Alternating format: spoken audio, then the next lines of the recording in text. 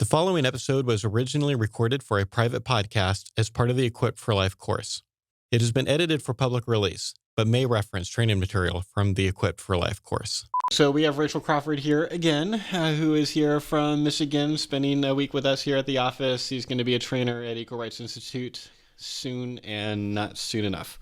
But we've been wanting to talk about this topic this has been on our topic list for a long time. Since the beginning of the podcast. Yeah, basically like we knew before we started the podcast. We used to talk about that one. And we have also a question from a listener that I'll bring up towards the end. This listener is pushing for something very specific, so I want to wait till kind of the end of the podcast for that. But we're talking about a topic that comes up a lot during outreach. And I would say, wouldn't surprise me if it comes up more often now during outreach than it did a year ago, because this is a topic that Trump famously made a statement on while he was running. And I'm just going to play a clip from what he had to say on what should happen to women if abortion becomes illegal. I am pro-life, yes. What is ban? How do you ban abortion? How do you actually do it? Well, you'll go back to a position like they had where people will perhaps go to illegal places. Yeah. But you have to ban it. You ban it and they go to somebody who flunked out of medical school. Are you Catholic? Yes, I think I And how do you feel about the Catholic Church's position? I accept the teaching authority of my church on moral issues. But do you know their position on abortion? Yes, I do. And do you concur with that position? I concur with their moral position, but legally I get to the question. Here's my problem with it. No, but let me ask you, but what do you say about It's not funny. Your church? Yeah, it's really not a funny thing. What do you say about your church? They're very, very strong. They're allowed to, but the churches make their moral judgments, but you running for president of the United States will be chief executive of the United States. Do you believe believe in punishment for abortion? Yes or no, as a principle? The answer is that there has to be some form of punishment. For the woman? Yeah, there has to be some form. 10 cents, 10 years, I don't know. That I don't know. That why I don't not? know. I don't know. You take positions and everything else. Frankly, I do take positions and everything else. It's a very complicated position. Okay. Yeah. K6's response right after that came out was, and I quote, "Of course, women should not be punished. I don't think that's an appropriate response. It's a difficult enough situation," end quote. Trump, in an unusual move, recanted hours later. They put up this statement on the website. "If Congress were to pass legislation making abortion illegal and the federal courts upheld this legislation, or any state were permitted to ban abortion under state and federal law, the doctor or any other person performing this illegal act upon a woman would be held legally responsible, not the woman. The woman is a victim in this case, as is the life in her womb." I've seen this coming up. There's a very, I think, easy and natural place for pro-choice people to push pro-life people on here. And it's something that I saw demonstrated in a YouTube video like several years ago. I'll embed the full video on the show notes. But what happens is this pro-choice guy comes up to this rally that Eric Scheidler's kind of group were doing. They were holding up kind of graphic signs on the street and stuff like that. And he just went up with a camera and started interviewing these different pro-life people, asking them all kind of the same series of questions. So I'm not going to play the whole thing, but I'm just going to play 2 minutes of it to kind of show here's what can often happen when pro-life people are confronted with this question for the first time. You're going to hear 2 different pro-life women being interviewed. One is kind of on the younger side and one is quite a bit older. It shouldn't be legal. It shouldn't be legal. No, of course not. And if it was illegal, should there be a penalty for the women who get abortions illegally?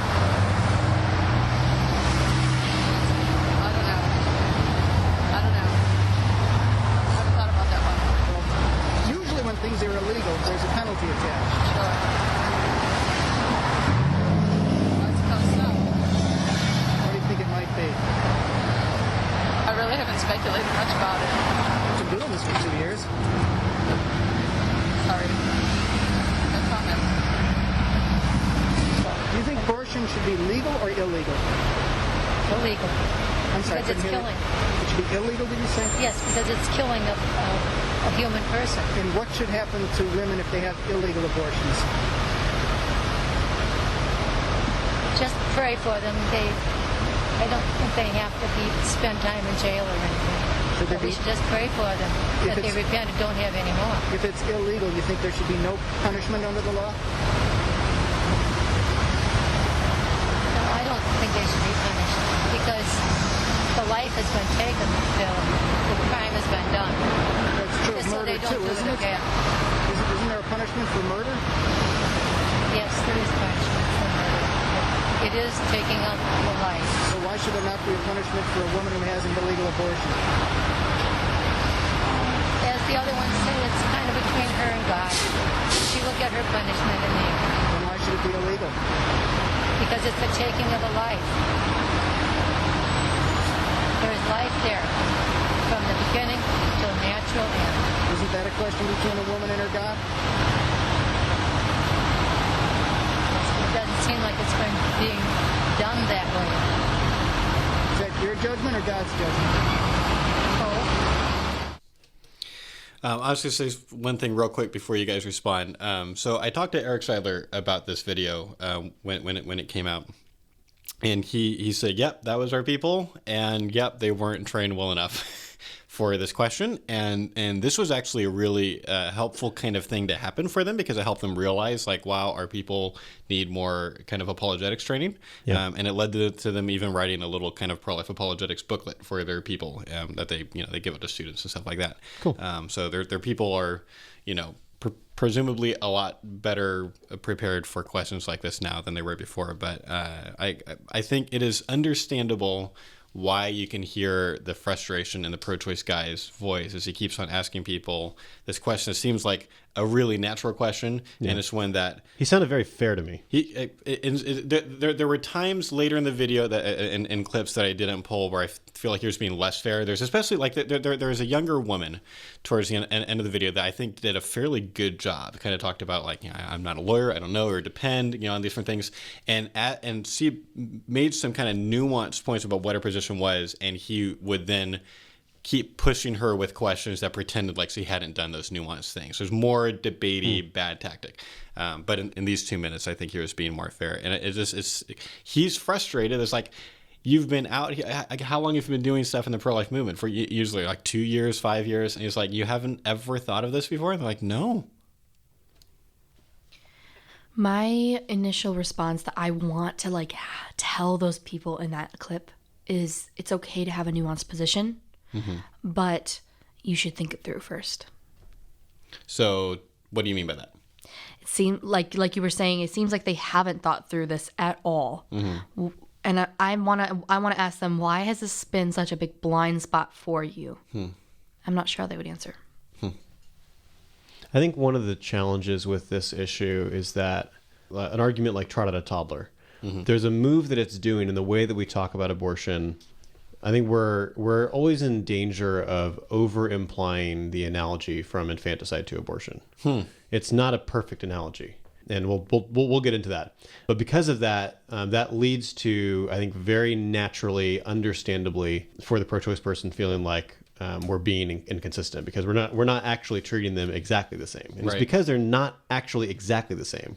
But in the morally relevant way, the question of whether the humanity of the unborn child is the same as the toddler, we think that is the same. But though that's the same, not everything else is exactly the same. Yeah. So I actually realized this when I was having a conversation with our cousin, actually. His name is Matt. He's okay with me saying that. This is really, really helpful. We were arguing back and forth about abortion for a while. Yeah. And I did a trot of the toddler move at one point in our conversation. This is like maybe 4 years ago. Mm-hmm. And he really, I think articulately and helpfully pointed out, it seems like what you're saying is that a woman who has an abortion would be just as heartless as a woman who were to strangle her toddler. Mm-hmm. And it's like, no, that's not what I mean. That's not the analogy that I'm trying to make. Or the analogy is, how should we respond in terms of whether we would protect this child? If they're the same, then we should try to protect both. Right. But the analogy of, what should our view of the woman, of the mother, be in these two situations? Yes. That's not actually identical. Right. But it's, I think, understandable for the pro-choice person to feel like we're making that, or we're saying that they're exactly identical. Yeah. And I think that's a lot of where this problem is coming from. Totally agree. I agree. I think there's this fair counter argument that the man in the video kept pressing, because oftentimes what would happen is it was almost the same thing over and over. Is he would say, should it be illegal? And he'd be like, yeah. Why? It's like, because it's murderous, killing, or whatever. And be like, okay, so what should the law be? And they're like, well, in this case, the law should be nothing happens to her. It's like, and he kept asking, like, are there any other laws where we treat it like that, where we say the person breaking the law should get no punishment? And just people would kind of have like nothing to say. And I think if they understood this point that you were just making, that there are some, maybe to some people even subtle differences between these two situations, they would be able to express that a lot better. Yeah. So we'll get into some of those differences. One other thing that I wanted to say before we jump too far into this is I think it's really important that pro-life people think through this like bottom up. Don't start with your conclusion. It's clearly, obviously much more comfortable to say, of course, women shouldn't get any kind of punishment if they were to seek an illegal abortion. That is by far the more comfortable position in terms of rhetoric and dialogue. That doesn't mean that's the true position. So I think it's not true that the just thing would be for them to be punished. But let's try to be really careful. Like as you're thinking through this, don't go there just because that's where you want to go. Yeah. Let's think critically through the nuances first. Yeah. And see where they lead. So part of one of the things that I've said to people when they've asked me about this at Outreach, and this is, I think, the mistake that both Trump and Kasich made, or at least one of the mistakes that Trump and Kasich made, was they were acting like there is actually one single right answer to this question.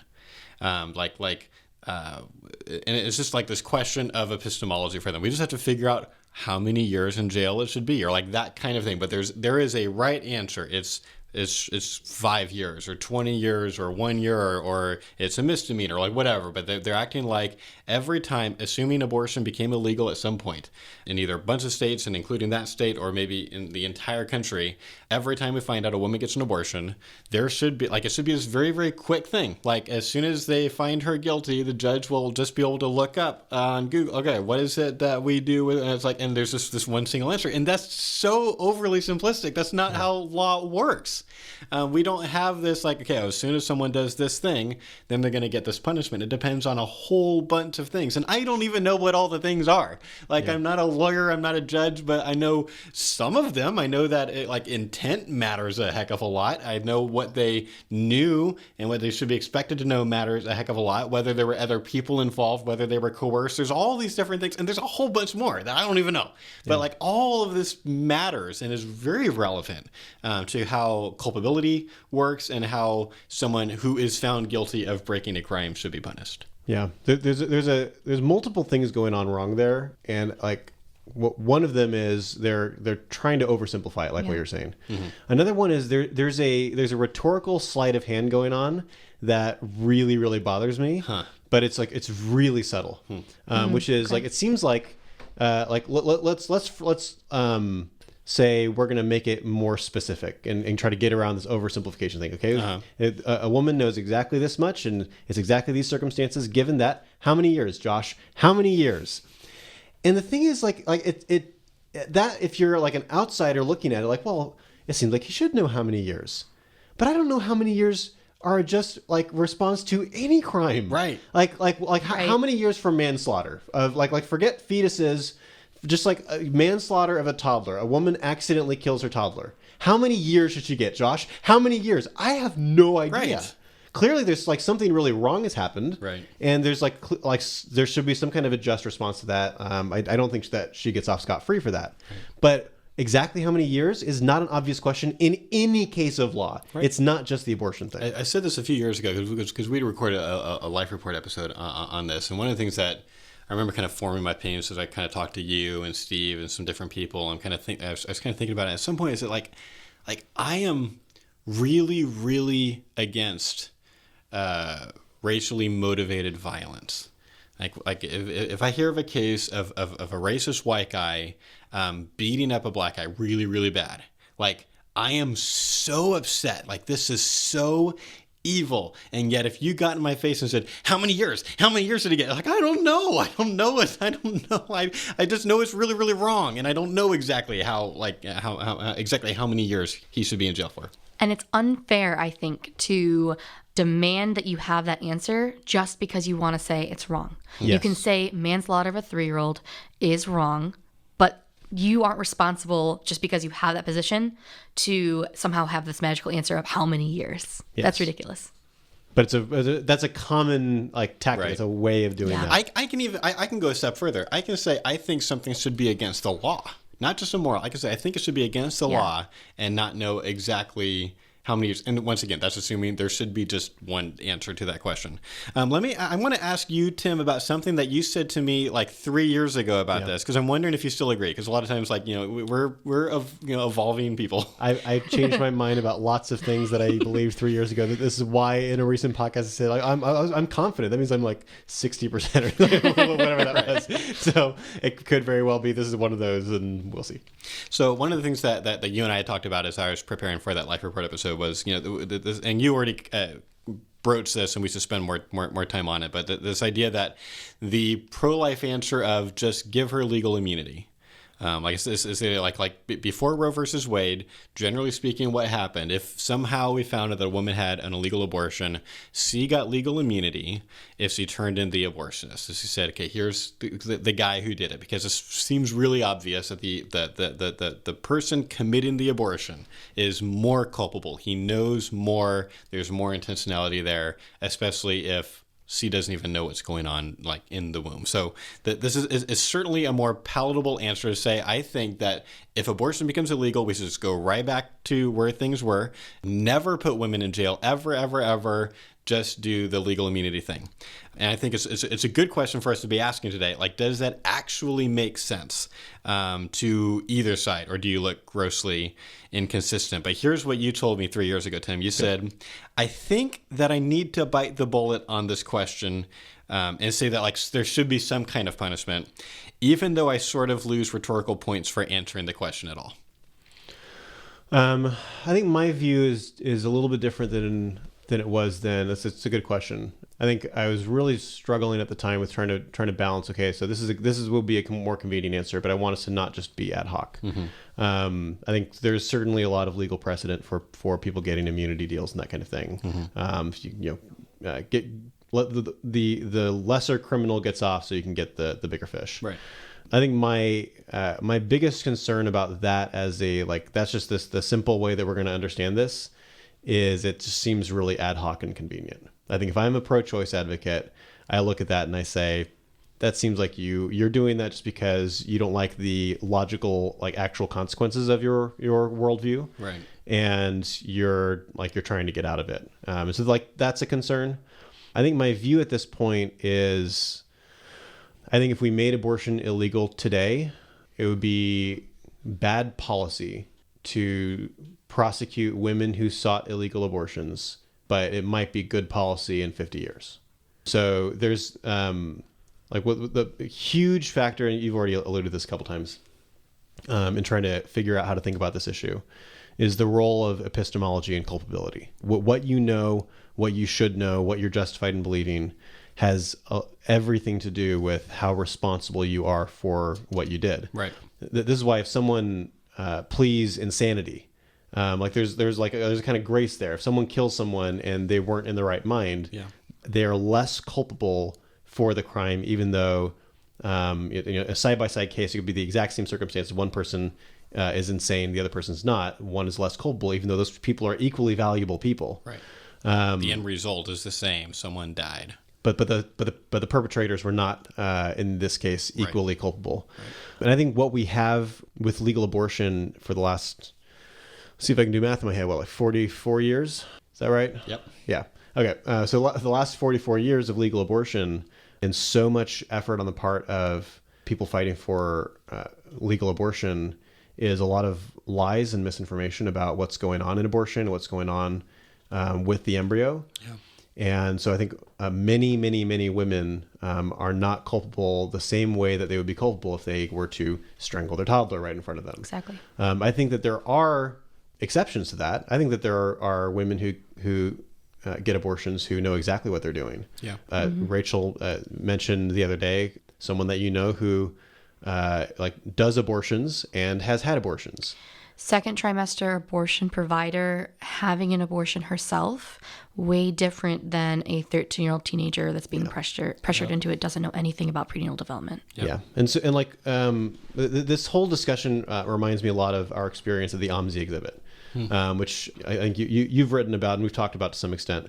That exhibit is basically... Do you know about this? I told Yes, her about we it. talked about it. Could you explain for the listeners? You'd explain. Yeah, so we did outreach in Oregon one time, and while we were there, because I had been in Oregon speaking several months before that, and so someone had said, "Are you going to go see the OMSI exhibit?" And I was like, "What's an OMSI exhibit?" And it's the Oregon Museum of Science and something, I forget. And what it's a museum with multiple exhibits, but sometimes they'll have like these traveling kind of temporary exhibits, and there was one at the time. There's like a fetal development kind of a display, and there's kind of two sections. There's one section where you kind of learn some stuff about, especially like early fetal development, and then there was a room with actual bodies of babies who had been miscarried, treated really respectfully. And so someone said, you have to go, you're pro-life, you have to go see this thing. And I wasn't able to make it work that trip, but I reached out to the museum before we all went as a team to find out, like, is it still there? And it was. It was getting ready. I think there's only like 1 or 2 more weeks. So I kind of carved out time in our schedule. If like right as after we landed, we went straight there with our rental car so we could see this thing before meeting up with some other people that night. And so I've written about that. There's a lot of pictures. I won't try to cover everything, but I'll summarize a little bit.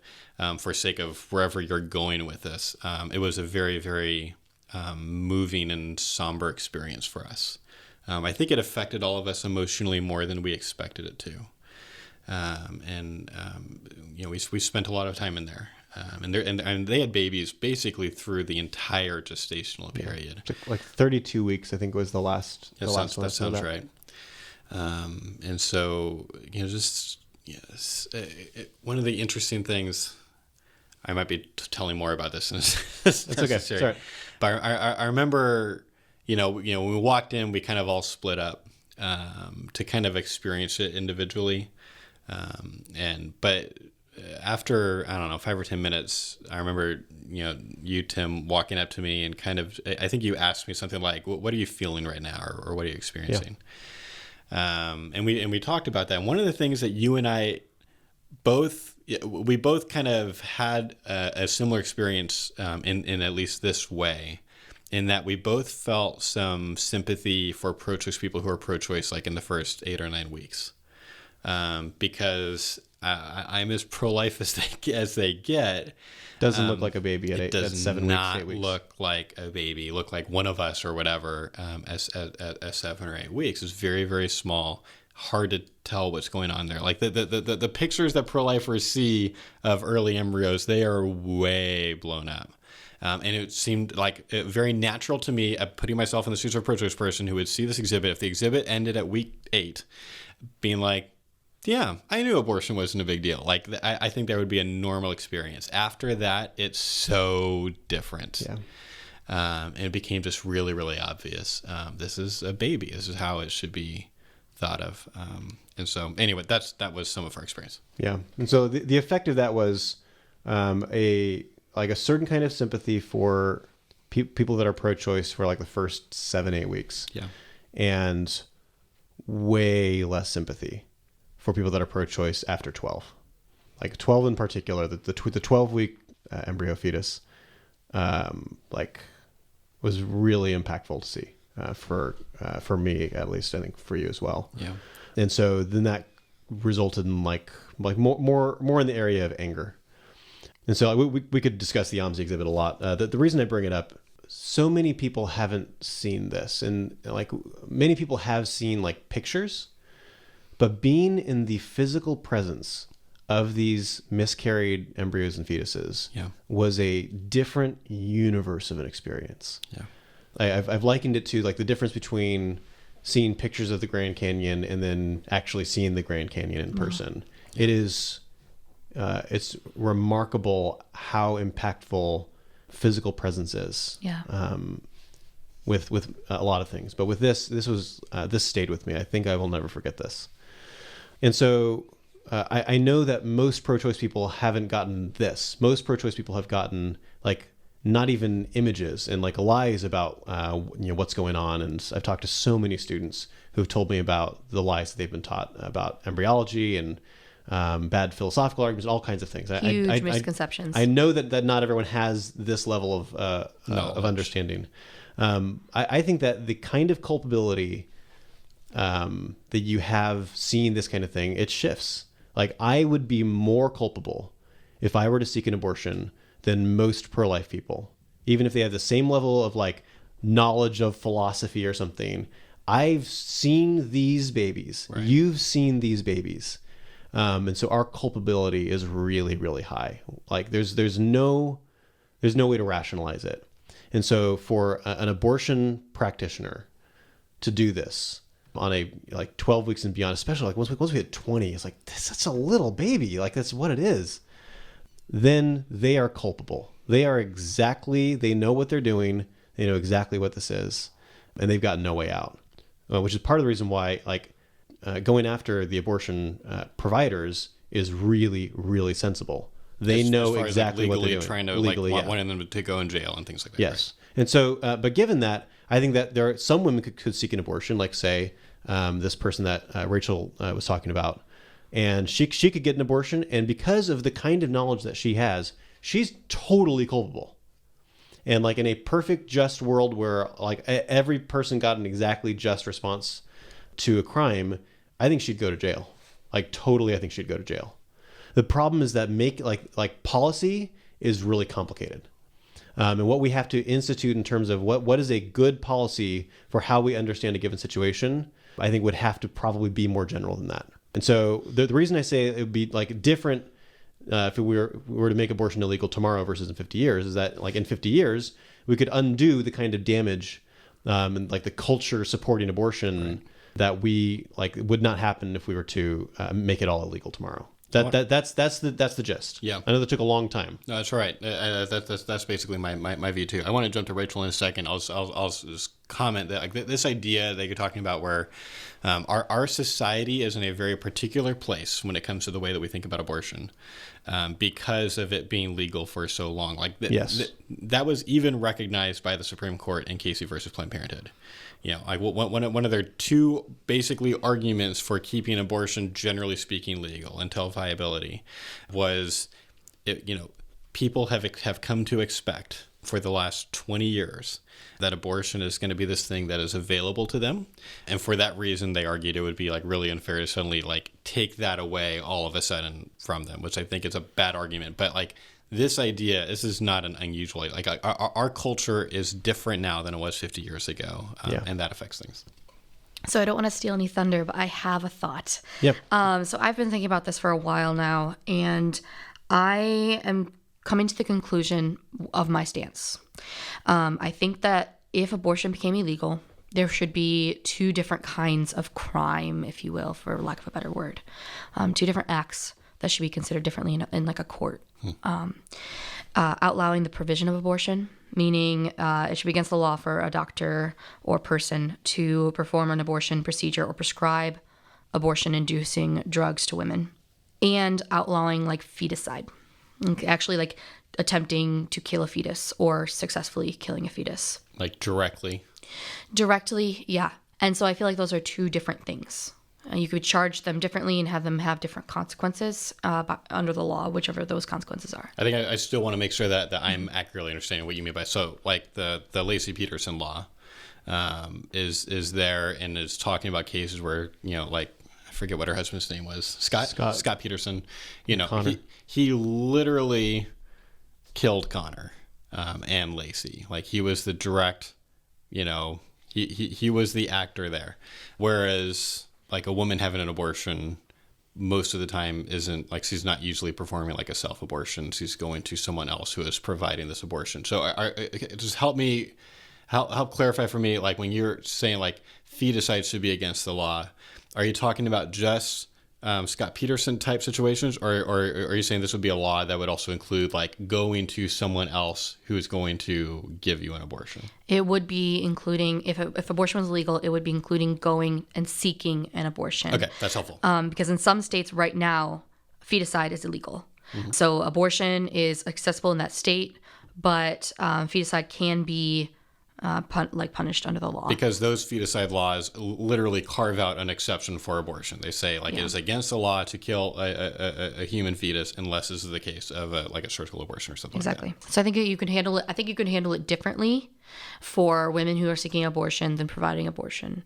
I think the culpability and knowledge is really, really important. But that would be handled on a case-by-case basis, just like we do with first-degree murder and manslaughter and any other crime. Yeah, so I've got like some follow-up questions because I'm not sure how much we actually disagree. I imagine you still agree, like in even both of these cases, although there's probably less variance in the case of the abortion providers. Like there's still a case-by-case thing. You're still trying to figure out how culpable is this person, and you're going to act, accordingly. But it sounds like would you suggest that, like, let's say the three of us are the ones in charge of figuring this out. We are the ones that are going to, make the law and enact it, because suddenly just society's different. So now we're in charge. Would you make the feticide part of it illegal right away, or would you have it be a thing where the woman is not going to be punished for at least a period of time while culture adjusts? I would make it illegal right away, but I think that the way juries should decide things, the way cases are handled, would be different than in 50 years. Yeah, so I think I asked that question poorly. Okay. Obviously, we're talking about like the abortion is made illegal, mm-hmm. And we're talking about like how should what should the justice system's response be to the woman who has the abortion?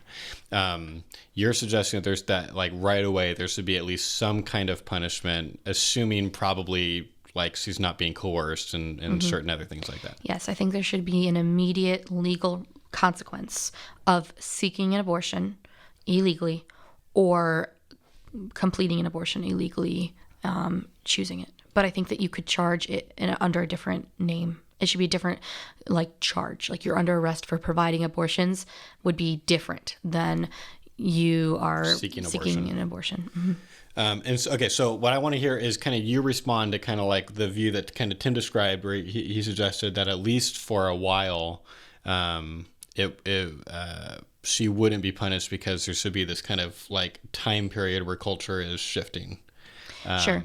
I would be open to it being a misdemeanor or something and later turning into a felony when public knowledge and understanding shifts. Something along that line. Sure. I'm not exactly sure where the line would be. It'd be hard to say. I'm open to that. I think because that like allows for some kind of a like structure mm-hmm. where, like, if she gets an abortion like 4 times, right?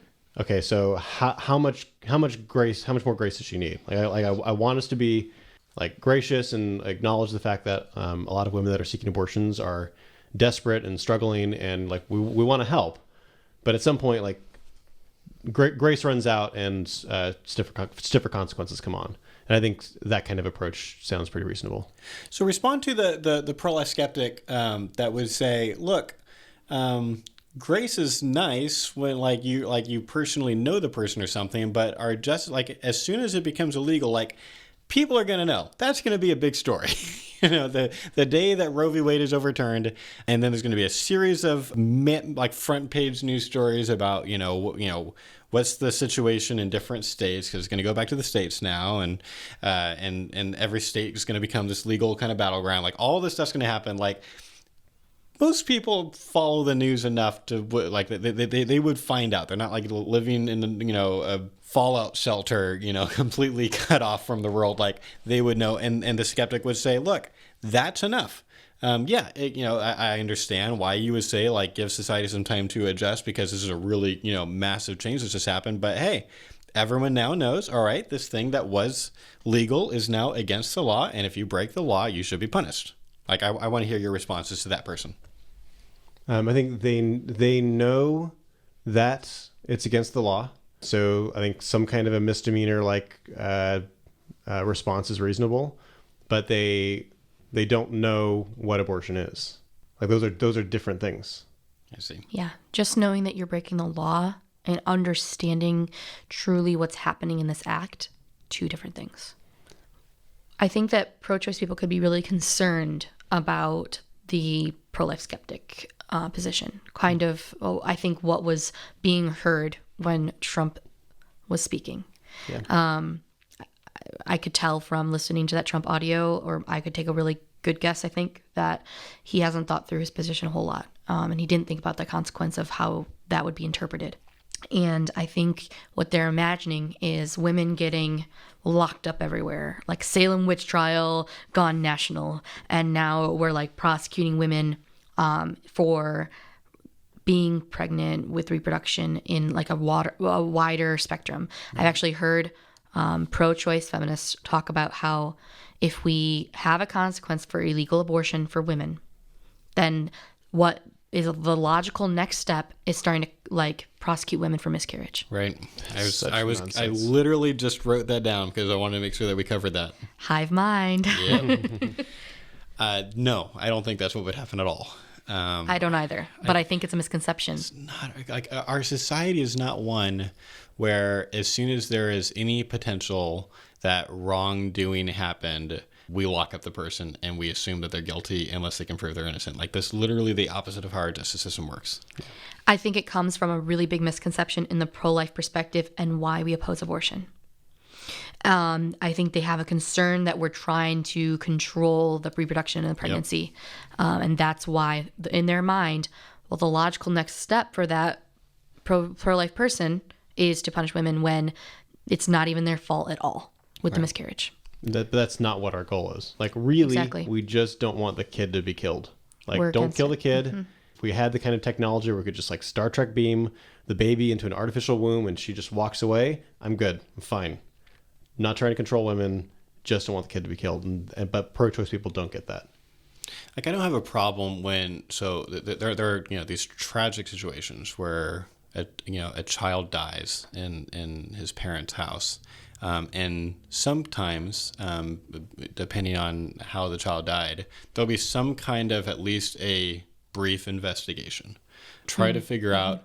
Did this child die? The assumption is the parents are innocent, but is it possible that the child died because he was being neglected, because he was being abused, something like that? Yeah. And I don't have a problem with that. I'm willing to cop to that. Like, yeah, I think it's reasonable for there to be some kind of a brief investigation, at least if there's any reason to think that there's something going wrong here. I think there needs to be a really good evidence that there was a problem. I think sometimes, I've at least heard horror stories about Child Protective Services taking kids out of the home of the parents like too quickly or without enough evidence. So of course I'd be concerned about that. But I don't think what usually happens is the child dies and then there's a short investigation and then there's this immediate assumption of guilt and now the parents are locked away and all this stuff happens. Like, and if that was the case, I would say that's wrong. But I just think this view that like, here's what pro-lifers want to do.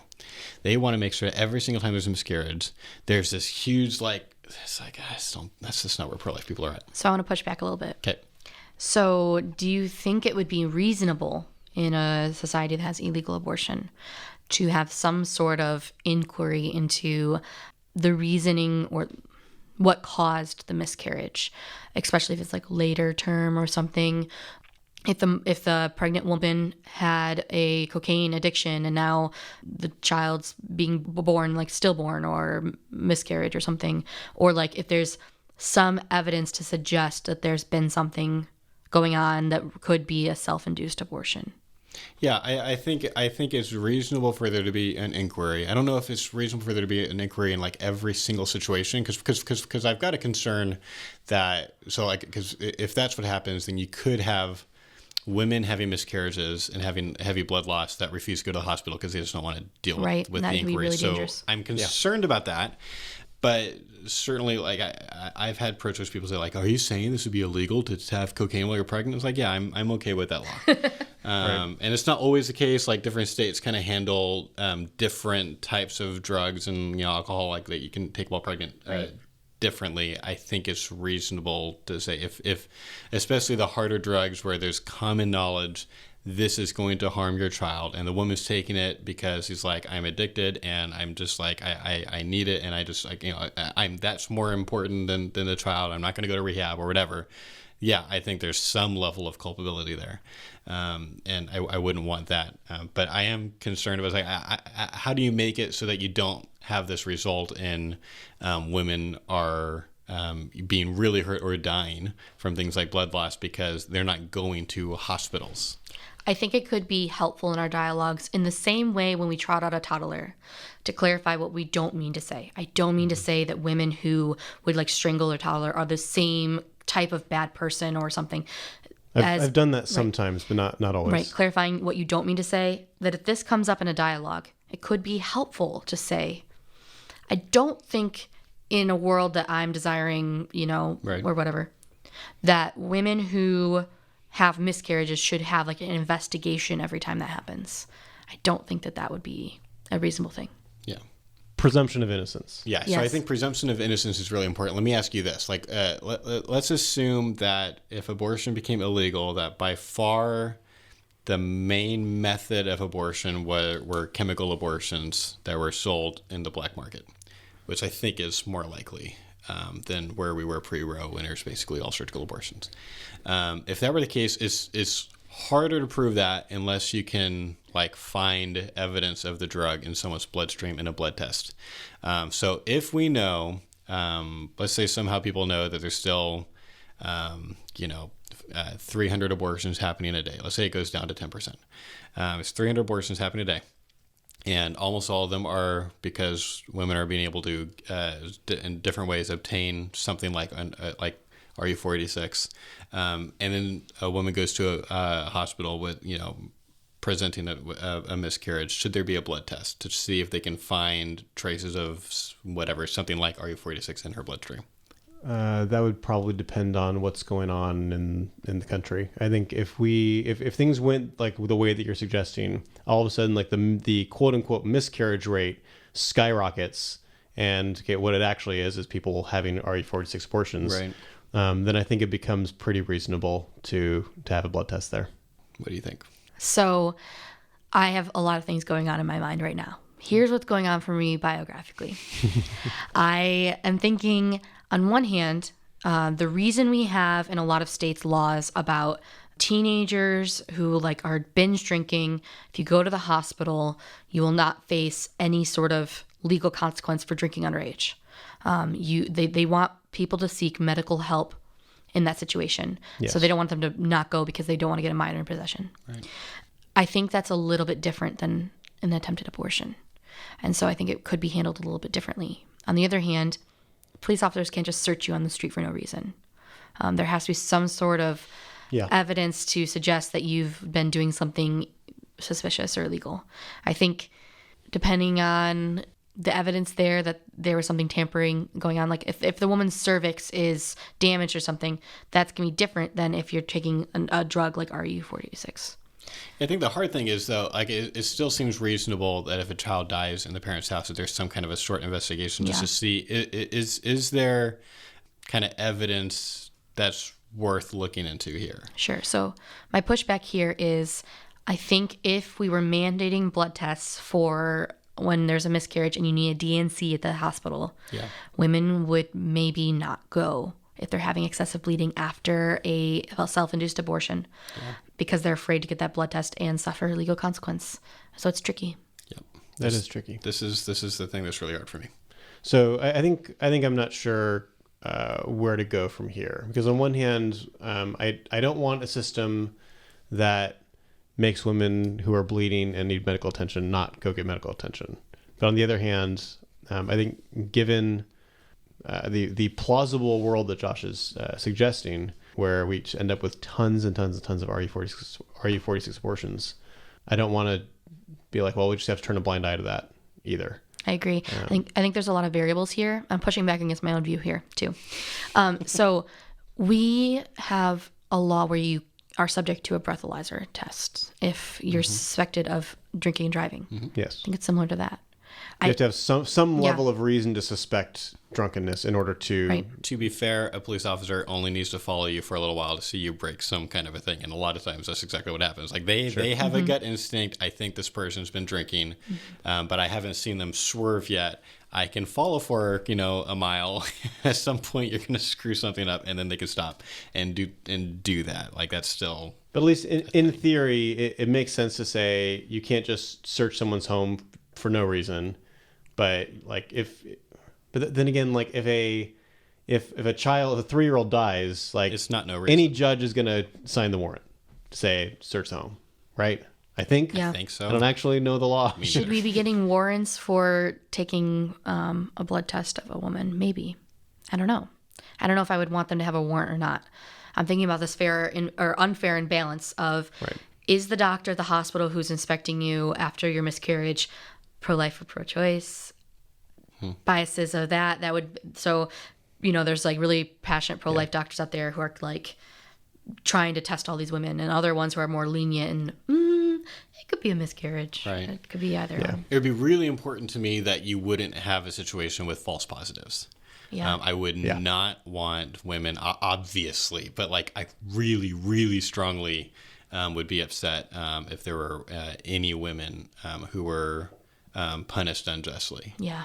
And I get really and that's just generally how I feel about like laws in general. Like a lot of my frustrations with the criminal justice system is how often I think innocent people can get tried and convicted of things. It's a tragic loss and a miscarriage. Yeah. I think we would have to have a lot of emotional bedside sensitivity to asking for a blood test or something. And it's really hard. But in the same way, if a 3-year-old dies, that's a tragic loss. And we do an investigation just to make sure there's nothing. Yeah. Even though that might be upsetting to the parents. Yes. Okay, so here's...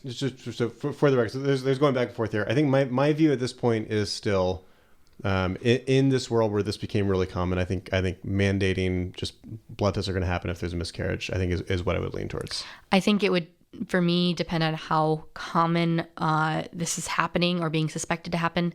Are miscarriage rates going up a significant amount? If they are, I think there'd be a lot more reason for it. I'd be open to it. That's exactly my view. I'm not saying just like we'll just throw that in there as soon as we make abortion illegal. Okay, so this is the question from one of our course students, Sam. I'm not sure if you're I'm basically not sure if you're going to answer the question the way he's worded it, but he's trying to word it in a very careful way to elicit a certain answer. Or, well, I shouldn't say to elicit a certain answer. He wants to know what you think, and he's trying to avoid what I think? Certain answers. Well, no, it's us in general.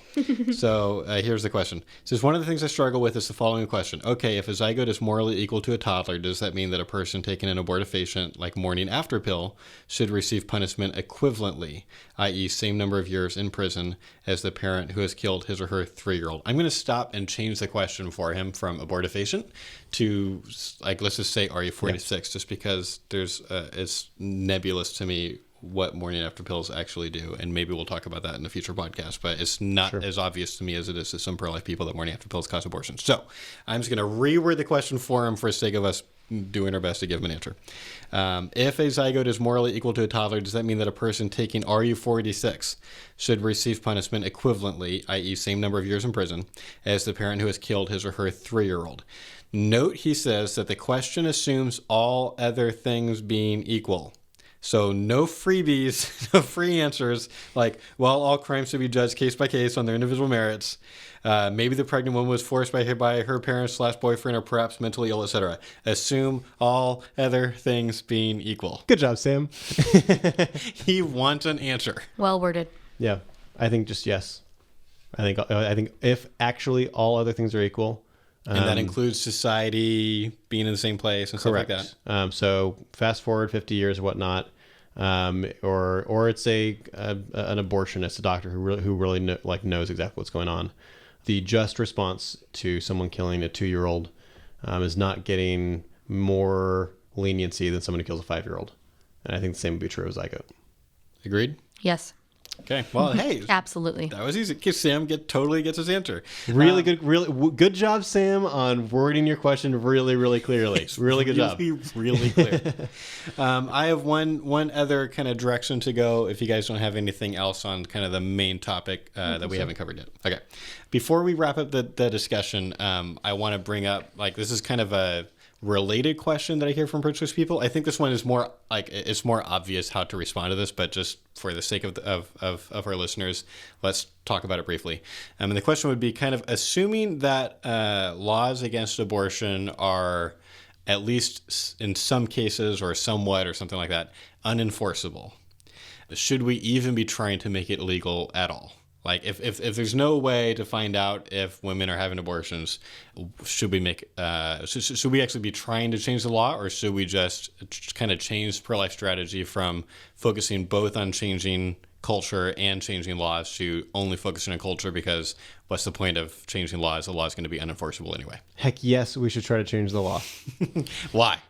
Multiple reasons. One is all of the post-abortive women that I've talked to who said they would not have even thought about getting an abortion if it had been illegal. So that's one. We save a lot of babies. My view is not that if we make abortion illegal, we're going to save every single baby. That's not my view. I think we would save a lot.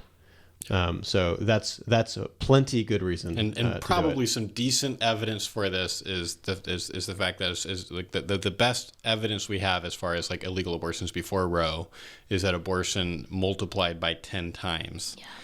Within 2 years of it becoming, within 2 years of 1973, when Roe versus Wade happened. So, like, and obviously it's impossible to know exactly in some how ways, many. But it seems reasonable to say that there are a lot of people who would just follow the law. Save a lot of lives. And the other is, as we were talking about earlier, like the law is a teacher. The law is a moral teacher. And so if we want a society where eventually abortion is unthinkable, we need to make abortion illegal. We have to. Like, we wouldn't say, hey, yeah, we all kind of think slavery is no good, but it's hard to enforce that. You want to look in every person's house, see if they have a slave. Let's just focus on cultural change and convincing people. No, you make it illegal, and that helps convince people. This conversation I've had so many times with students is also, again, why would you try to change the law if it's still going to happen? And I was asking, like, do you think that rape should be against the law? But well, of course I do. Okay, rape still happens all the time. A scary, staggering amount of rapes still happen. But you still think it should be against the law, right? It's like, oh yeah, of course. Yeah. It would be really unwise to say we should just abandon it. It's not important. I think it is important. Even if it didn't have any effect on the number of abortions, because it tips off people to what is moral and what is not if they don't have a great foundation. Yeah. And that's not to say that we should like go on the other end of the spectrum and only focus on the law. We should focus on both. Right. It's really important, and they're going to help each other. Yes.